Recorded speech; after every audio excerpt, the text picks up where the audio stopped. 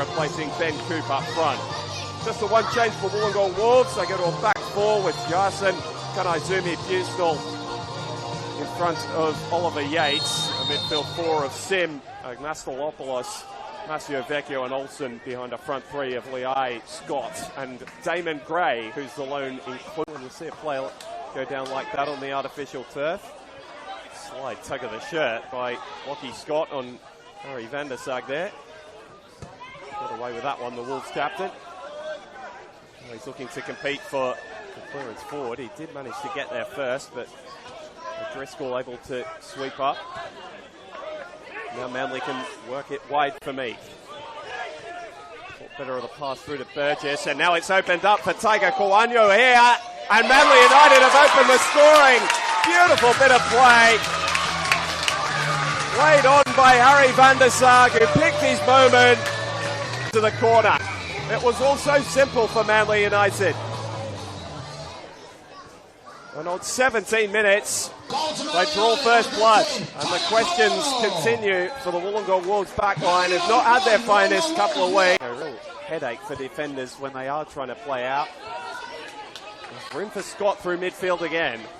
Manly's defence struggling to decide whether to follow him into the middle of the park, and that's opening up space for the eye in behind him. Slipping at the vital moment there. A helping touch from Rocco Pella, and Manly United building another attack. Burgess, only a couple to aim for. All the deflection has found Meek, and he's got a second for Manly United. It's all going the host's way in the opening half hour. The cross took a big defensively. They've been caught on the hop. The open nature of the game suiting Manly United best.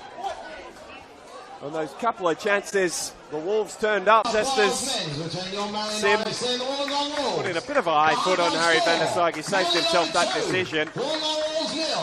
Wollongong have got some questions to answer. They trail by 2-0 for the second straight week of the break. Things stay as they are. Both coaches have seen fit to keep things the way they were. We had Marcus Beattie brought on for Alex Masio Vecchio during the first half, but that remains the only change as the hosts kick us off, pardon me, to begin the second half.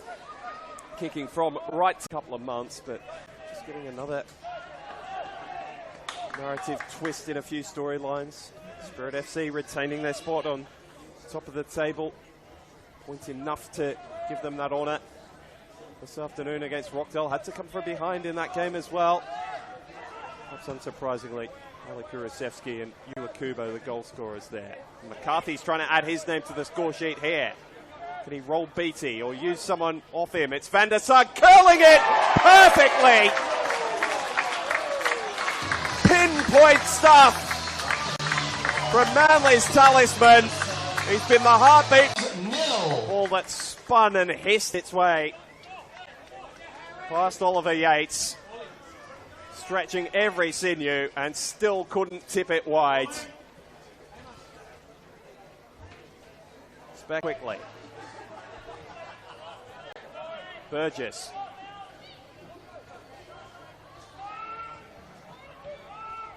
Back up here in the week, mentioned the Australia Cup, didn't actually get to the draw in the first half because of the frantic nature of the game. Back up here to take on Randwick City on Wednesday night out at Chifley. Donohue's got the beating of Beattie, and it's fallen for McCarthy. Goes right to the byline and sticks it in for Burgess. It doesn't get any easier for Manly United. Harry McCarthy had all the time in the world. Another 5-0 thumping.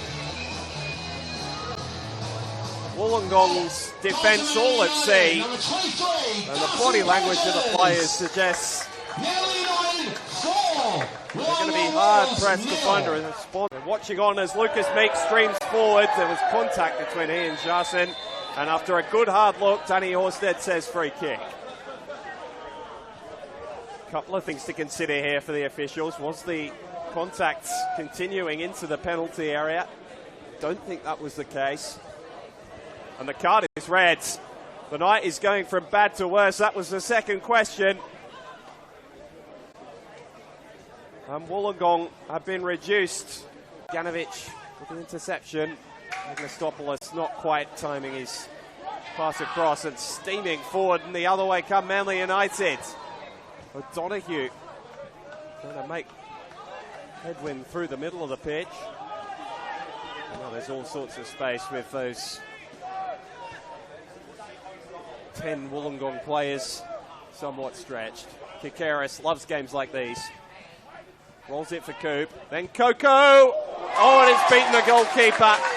It's 5 again at home for Manly United for a third time this season. But they've been good value tonight. And Farah Coco chips in with a goal of his own. His third for the club. It's been a sea of threes for the scorers. The scoring in the second half, 3-0. Goals to Lucas Meek and Tiger Kawanyo in the first half. It's a deja vu for the Manly United fans around Cromer Park tonight. Emulating those earlier performances against the Central Coast Mariners, and Mount Druitt might be about to make the margin bigger. It's Meek. It's Coop. Oh, it's spectacular. Turning on the party tricks. Meek's cross for Coop. You could see the blue shirts queuing up. And Yates, who probably felt he could have done better for the fifth. He couldn't have done anything about that. And that's one that'll get him on. Devine's been a willing runner since coming on. There was contact between he and Busenel. Only half-hearted shouts for a free kick. Nothing that will be written in the history books. The damage was done early.